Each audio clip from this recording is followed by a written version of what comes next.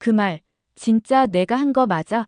지은호가 입을 떼자마자 모두의 심장이 동시에 한 박자 늦게 뛰었다고 하더라고요. 지은호는 오래 숨겨왔던 속마음을 꺼내놓겠다고 했는데요. 너는 나하고 안 어울려. 그 한 문장이 지은호의 가슴에 오래 박혀 있었고 그 말의 주인공이 누구였는지 이제야 정확히 확인하고 싶다고 했습니다. 이지혁이 놀란 눈으로 지은호를 보았고 박성재는 양손을 무릎에 얹은 채 아무 말 없이 숨을 고르고 있었는데요. 정적이 길어지자 지은호가 먼저 말을 이었습니다. 그날 제가 선배한테 고백했을 때 선배가 조심스럽게 돌려 말했죠. 선후배 관계 지키자고. 그런데 며칠 뒤 누군가 제 귀에 들리게 흘렸어요. 너는 나하고 안 어울려라고요. 그게 사실인지 아닌지 그날 이후 저는 계속 흔들렸어요. 이지혁은 바로 부정하지 못했는데요.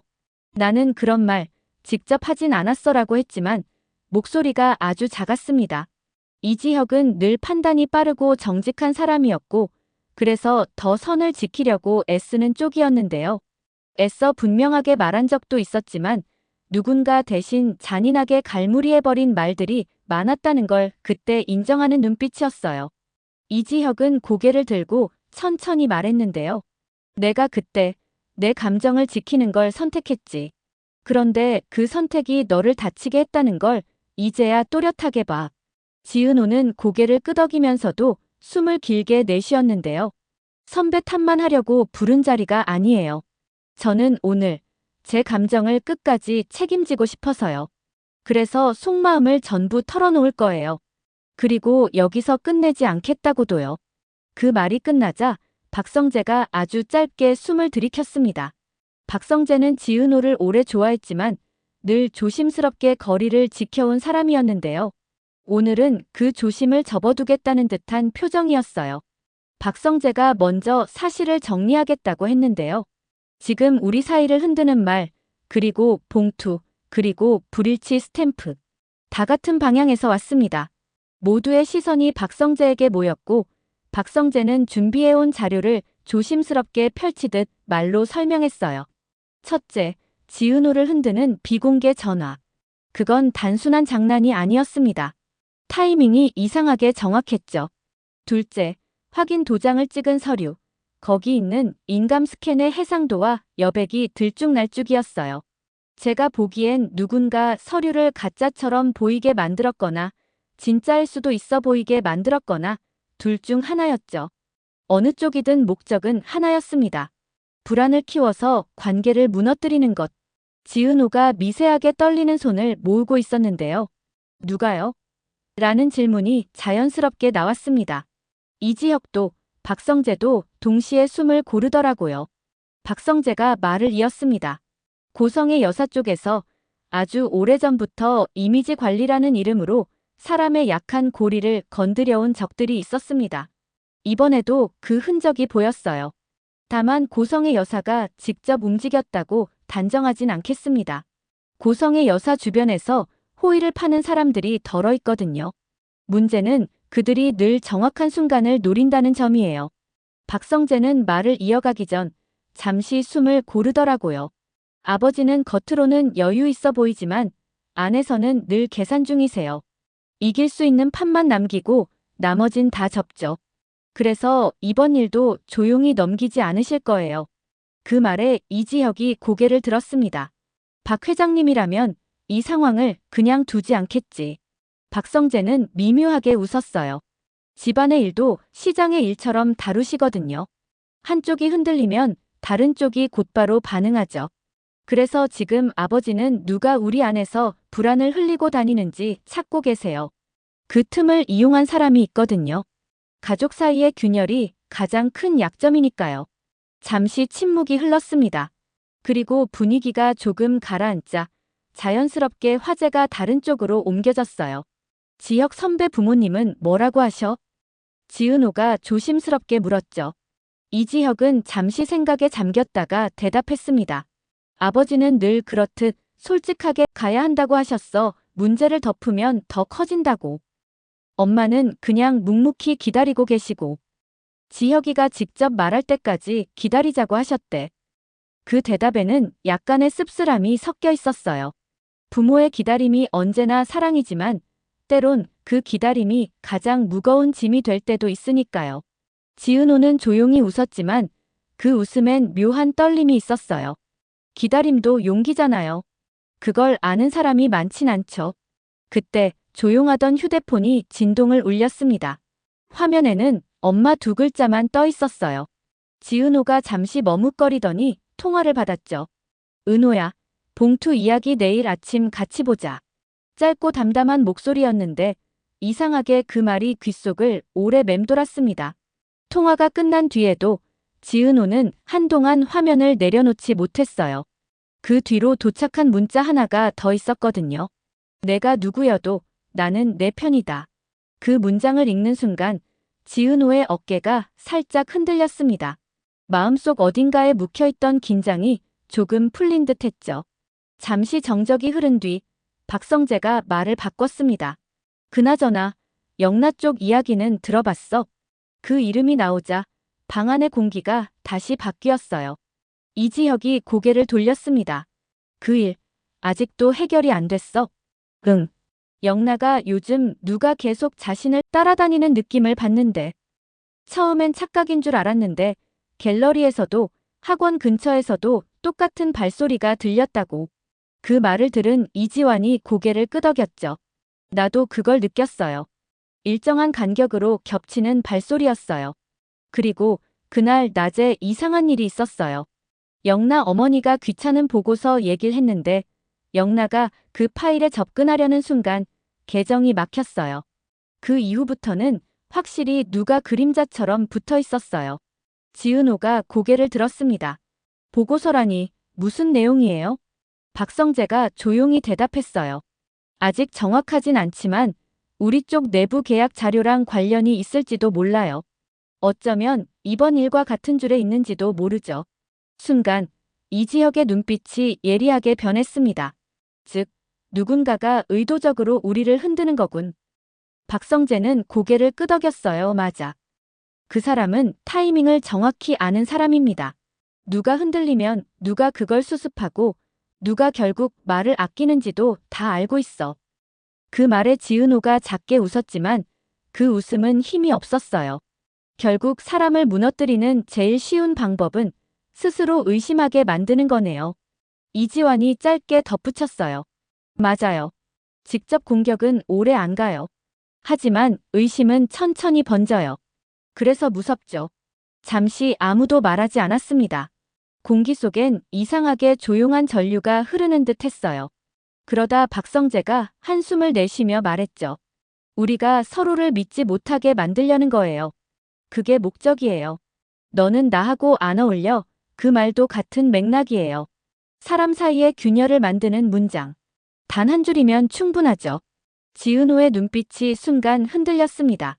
그 말을 처음 들었을 때 그게 진심인지 아닌지 모르겠더라고요. 근데 지금은 알아요.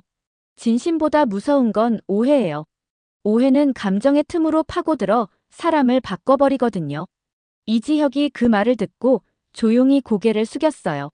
그 말, 내가 직접 한 건 아니지만 내가 만든 침묵이 결국 같은 의미였다는 건 알아. 이제는 돌려 말하지 않을게.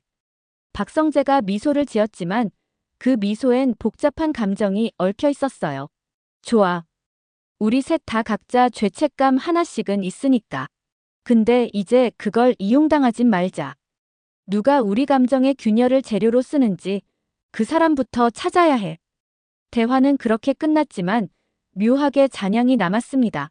밖은 이미 어두워졌고 창문 너머로는 불빛이 하나둘 켜지고 있었어요. 세 사람은 서로 다른 방향을 바라보면서도 같은 생각을 했습니다. 누군가가 이 판을 짜고 있다. 그리고 그 판의 한가운데에는 아직 확인되지 않은 이름 하나가 남아 있었죠. 그날 밤 지은호는 집으로 돌아가 조용히 휴대폰을 내려놓았습니다. 정순이의 메시지가 여전히 화면 위에 떠 있었어요. 내가 누구여도 나는 내 편이다. 그 문장을 천천히 다시 읽으며 지은호는 작게 중얼거렸습니다. 나도 누군가의 편이 되어줄 수 있을까? 그때 또다시 진동이 울렸습니다. 화면에는 비공개.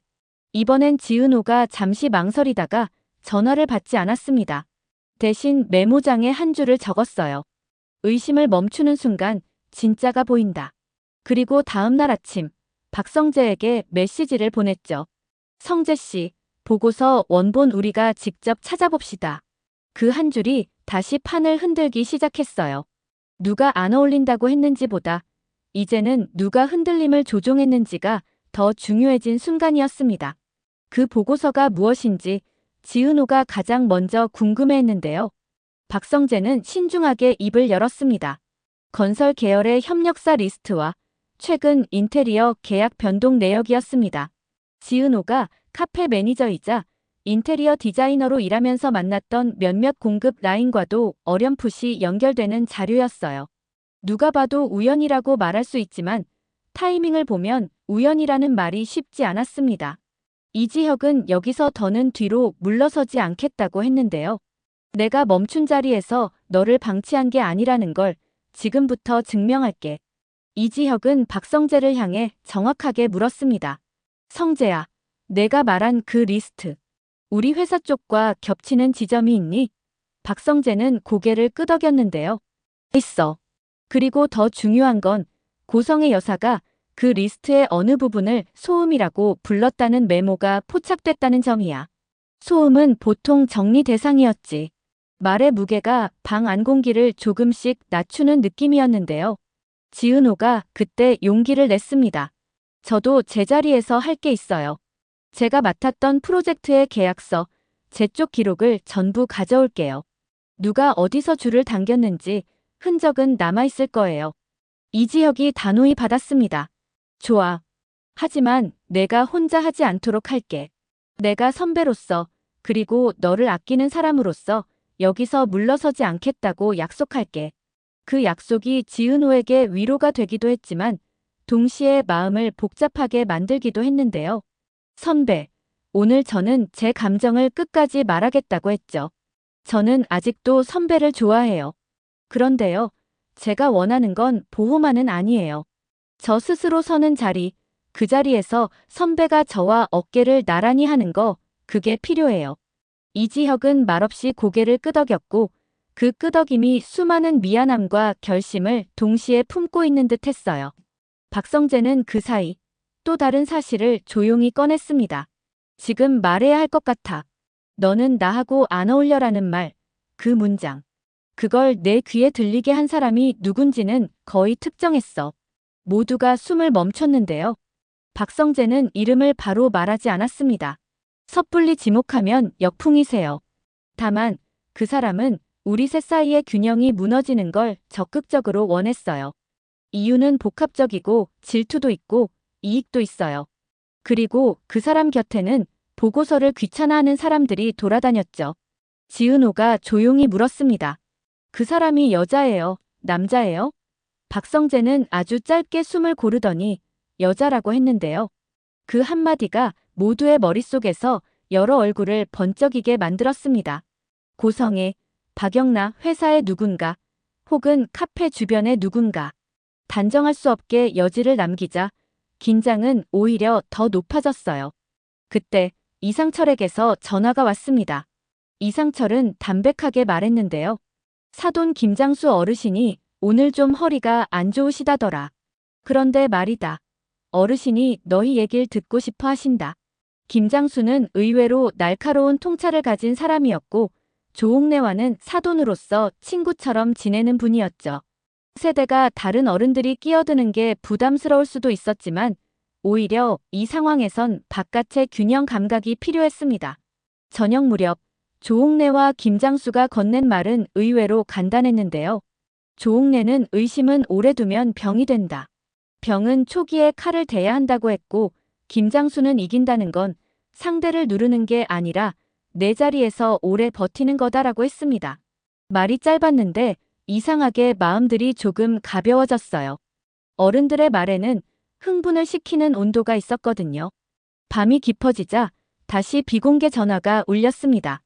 이번엔 모두가 스피커로 전환했고요. 아무 말이 없었습니다. 대신 아주 미세한 숨소리 같은 것이 들렸는데요. 이지환이 곧장 끼어들었어요. 이건 메시지예요. 우리가 모였다는 걸 알고 있다는 뜻. 박성재가 담담하게 정리했습니다. 그럼 더 이상 숨길 게 없네요. 내일 아침 9시 법무팀과 함께 서류 원본을 감정 맡기죠. 그리고 오후엔 인사사업 기획팀을 함께 불러 교차 확인을 합니다. 누구의 손이 닿았는지 최소한 방향은 나올 거예요. 지은호는 마지막으로 속마음을 더 꺼내놓았습니다. 저 사실 오늘 여기 오면서 두려웠어요. 제가 선배에게 여전히 마음이 있다는 걸 말하면 누가 또 제게 안 어울린다고 말할까 봐요. 그런데 지금은 달라요. 저는 제가 선택한 감정과 제가 세운 자리를 믿어보려고요. 선배, 그리고 성재 씨. 두 사람 다 제 옆에 서줘요. 다만 제 그림자를 대신 밟아주진 말아주세요. 제가 제 그림자도 제가 밟아볼게요. 그 말에 이지혁이 짧게 웃었는데요. 지은호, 내가 내 앞에서 이렇게 말해준 게 고맙다. 오늘 너를 보호하려고만 했던 내가 내 옆에서 같이 서는 법을 다시 배우게 됐어. 박성재도 진심을 다해 말했습니다. 은호야, 나는 내가 흔들릴 때 붙들어줄 사람이고 싶었는데 이제 보니 우리 모두가 같은 방향을 봐야 견딜 수 있겠더라. 그래서 사실을 전부 말했고 내일도 전부 드러낼 거야. 여기서 작은 반전이 하나 나왔는데요. 너는 나하고 안 어울려라는 말을 흘린 사람이 사실은 지은호에게 호의적이었던 누군가일 수도 있다는 의심이 제기된 겁니다. 박성재가 아주 낮은 목소리로 덧붙였어요. 그 사람은 내가 다칠까봐 스스로 거리를 두게 만들려 했을 수도 있어. 하지만 그런 보호는 보호가 아니지. 우리는 그 방식도 멈춰야 해. 이 말은 누구를 지목하기보다 모두가 오랫동안 써온 잘못된 방식에 대한 경고처럼 들렸습니다. 밤이 저물어갈 무렵 메시지가 하나 들어왔습니다. 발신자는 없고 단 4글자. 확인 완료되었습니다. 모두가 동시에 휴대폰을 바라봤는데요. 그 말은 진짜를 확인했다는 뜻일 수도 가짜를 완성했다는 뜻일 수도 있었어요. 이지환이 바로 추적에 들어가겠다고 했고 박영란은 이제는 숨어있지 않을게요 라고 말했죠. 지은호는 긴 숨을 내쉬고 마지막으로 정리했습니다. 좋아요. 내일 아침 원본 확인부터 시작해요. 그리고 오후엔 그 소음이라는 단어를 누가 입에 올렸는지 찾습니다. 저는 도망치지 않을 거예요.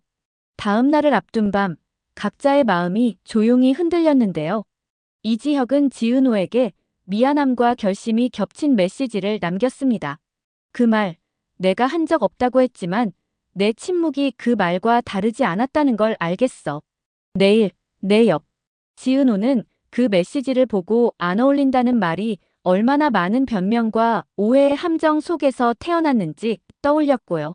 스스로에게도 물었습니다. 나는 누구와 어울릴까? 대답은 의외로 간단했어요. 나랑 어울리는 사람은 나를 내가 되게 하는 사람. 박성재는 서류 목록을 다시 정리하면서 아버지 박진석에게 간단한 보고를 올렸습니다. 박진석은 짧게 말했는데요. 가문이란 게 결국 선택의 집합이다. 내가 옳다고 믿는 선택을 해라. 다만 증거는 확실히 모아라. 그 목소리는 호탕하면서도 경계가 있었어요. 이 집안에서 이기는 법이란 결국 오래 버티는 것이라는 걸 아들도 알고 아버지도 알고 있었거든요. 조옥래와 김장수는 다음날 아침을 같이 먹자고 했습니다. 어른들의 식탁은 소박했는데 한마디 한마디가 묵직했어요. 조옥래가 말했죠. 사람 인연은 안 어울리는 날이 있고 더 어울리는 날이 있어.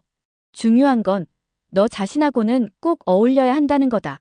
김장수도 빙그레 웃으며 덧붙였습니다. 확인은 길을 밝히는 등불이지 사람을 베는 칼이 아니야.